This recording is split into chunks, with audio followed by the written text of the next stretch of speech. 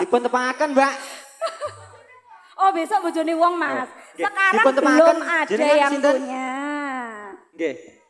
Kula Kula wong. Nggih, kula mik ana nggih. Oke. Nggih. Oke, lanjut. Monggo. Ayo. Wong dados. Loh, lah kok melayu iki piye iki? Sing penting mike wis tak gawa ra yo wis. Jan welekan pokoke. Lah terus sing ning panggung ki sapa iki? Ayo cepetan tau Mas. Lah ora nek sing mbaturi ya lek ning panggung. Ayo, cayu. Kene golek batur no. Mutung deh, mutung. Ayo Mas, ayo gage. Kagemun.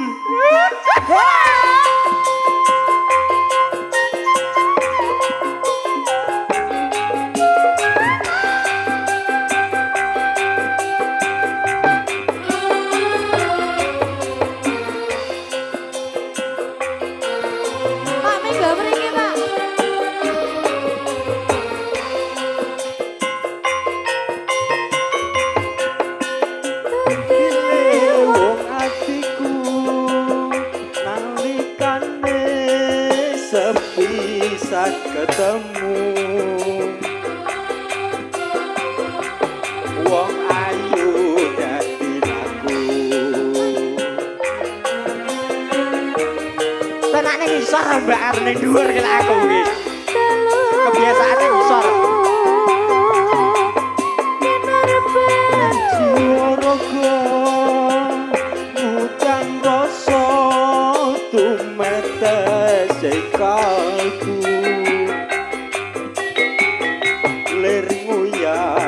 Segoro atan piso loke hatimu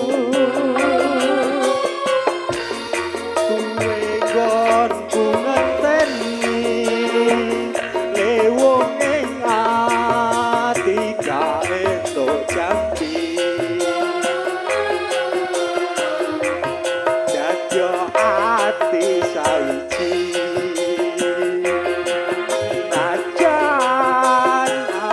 tak lakoni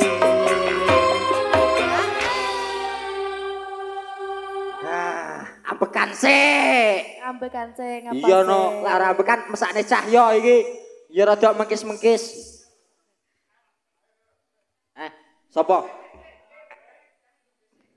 ndi wedangku ning kono kae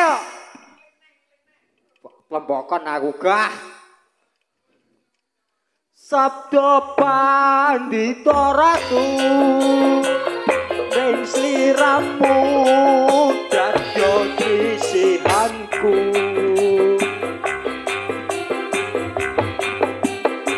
Gusti lani tresnamu bakal dina mati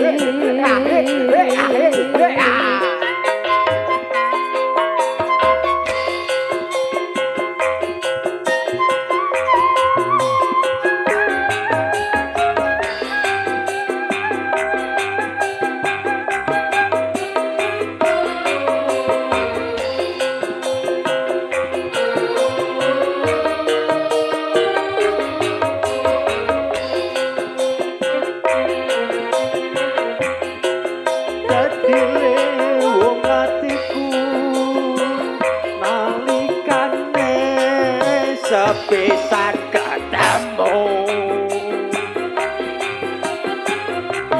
wong ayu dadi laku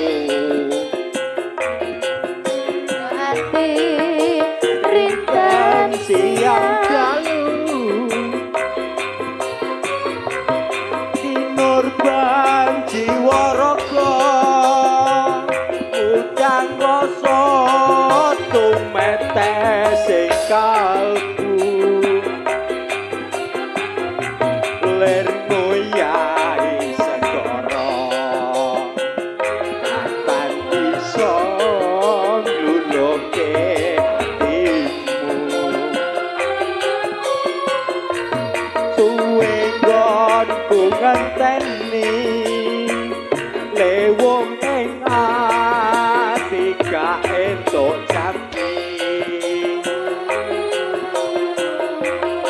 dadya ati sawiji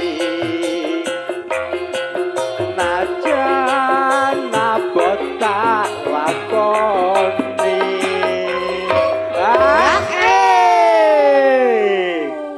ngelak apa ora? Weh ora tanggung jawab kowe iki. Mimik sik, Pak. Sik ombeni ya.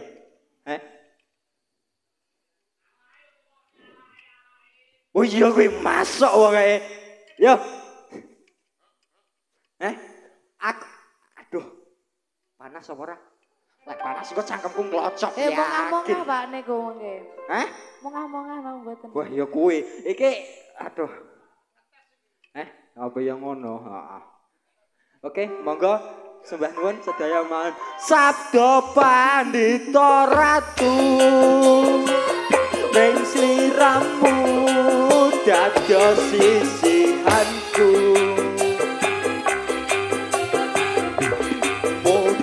Gusti Lati.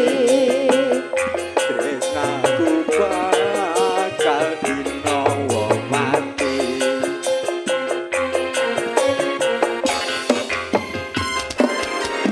Sekali lagi yuk.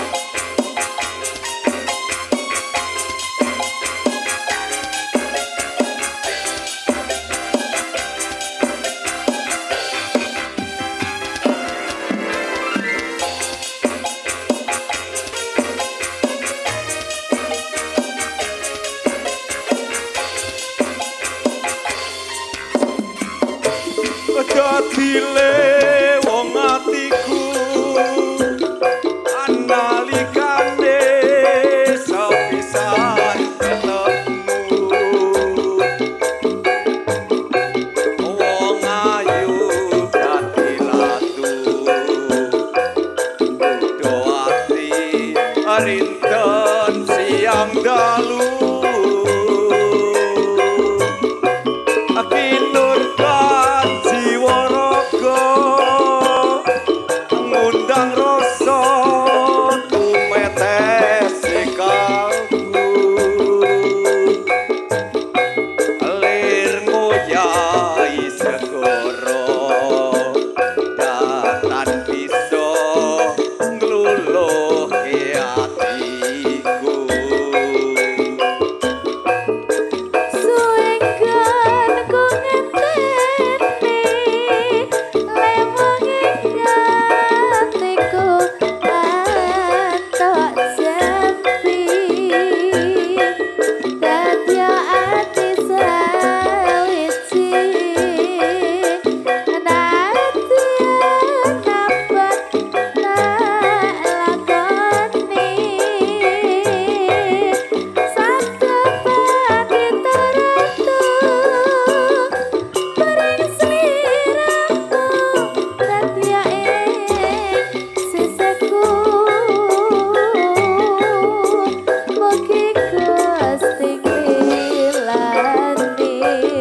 Terus